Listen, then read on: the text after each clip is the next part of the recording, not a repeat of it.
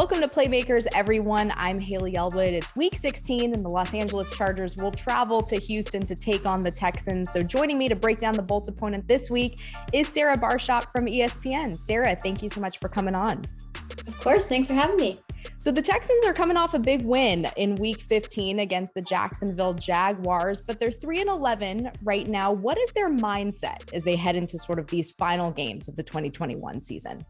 You know, that's actually something we've kind of been asking all year because they started off with a win in the season opener. They didn't win a game again until after the bye week. And this is, I'm sure, the mantra for every NFL team, but it really is one win at a time, 1 week at a time. Yeah. And I think that's easy to say when you're winning. I think when you're losing, it's a little bit harder. But again, even after they won, you know, for fans, the team wants to win every single game. For fans, it's like, well, could have had the number one pick, right? But you talk to the guys in the locker room and it's no, we're so happy we won that game. Now we want to win to finish the season on a strong note. So getting to the quarterback, rookie Davis Mills, that was the first win of his career. He has now taken the reins of this starting job. We're not going to get the Tyrod Taylor, Justin Herbert matchup this week, but what has Mills shown as of late? I think growth, which is so important because he was a third-round pick. When he came in for Tyrod Taylor in week 2, he was never gonna, he was thrown in the fire, right? You would not expect any rookie quarterback, especially not a first-round pick, not Trevor Lawrence, to come in and just light the league on fire. He had some really bad games, was very inconsistent. He struggled and he was unable to protect the football.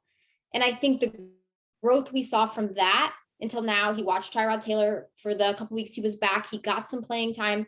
And then he's had, in 2.5 games he's played, he's had 1 interception and got the win. So I just think when you see, it seems like he's getting the ball out faster. It seems like he is kind of processing the playbook a little faster, I guess. You really can tell. That game against Buffalo, the Texans lost 40-0. He had negative passing yards in the first half. The team really struggled in that game.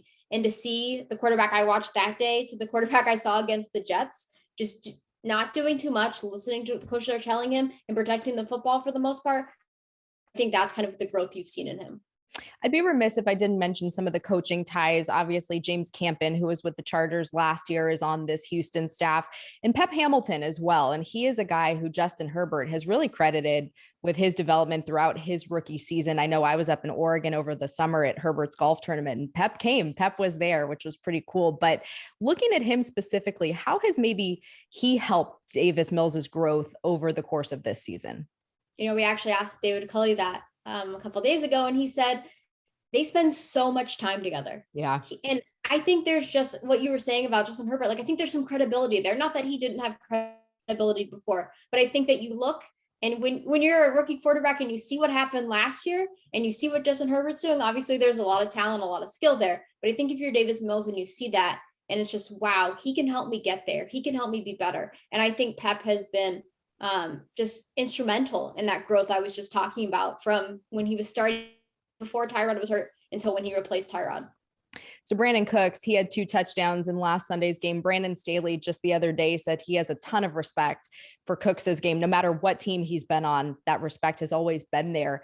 How has that rapport between him and Mills kind of grown? And also, why should he be top of mind for this Chargers defense?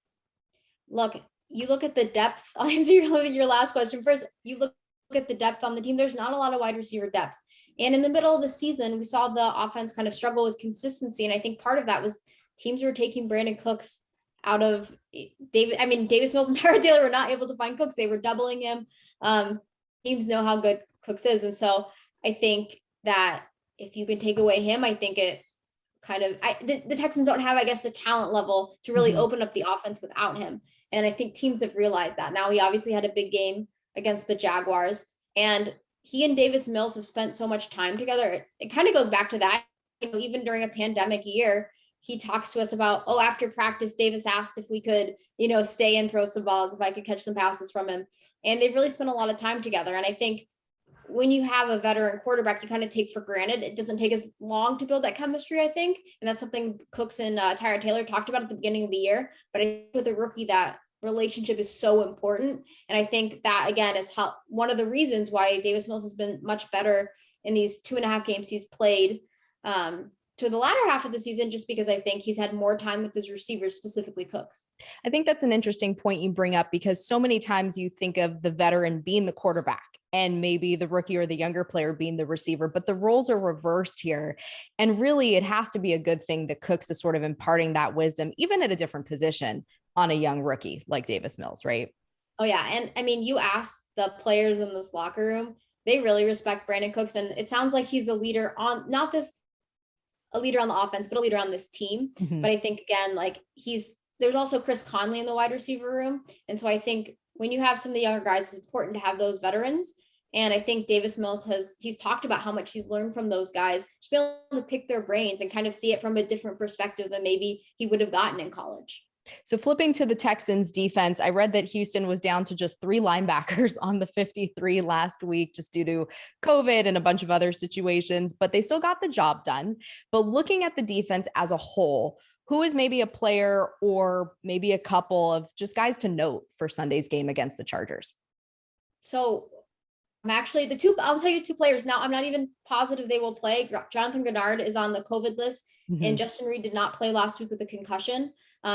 David Culley said we'll know more as the week goes on. I have a feeling we'll kind of find out Wednesday or Thursday, but those 2, I think, are just impact players on the defense that doesn't have that many. They have a lot of veteran players, a lot of guys signed to 1-year deals, but I look at Justin Reed, who is going to be a free agent after the season.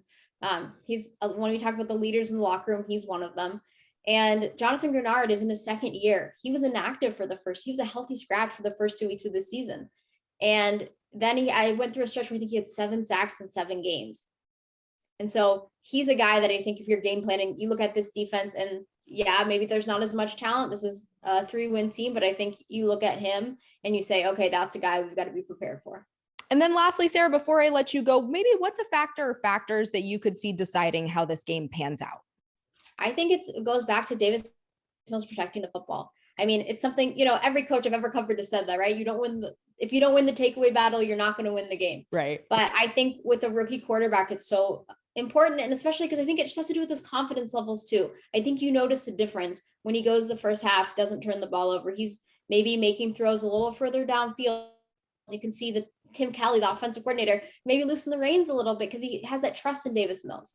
And so I think if he can, they don't make him do so much. So I think if he can protect the football and do exactly what the coaching staff is asking to, which is something that David Culley said that Mills was able to do against the Jaguars, I think that's going to be the key, because the Texans know this season that if they can't do that, they're not going to win the game. Sarah, thank you so much for coming on and sharing your insight on this game and this opponent. We really appreciate it. Of course. It was great to talk to you. Thanks for having me on.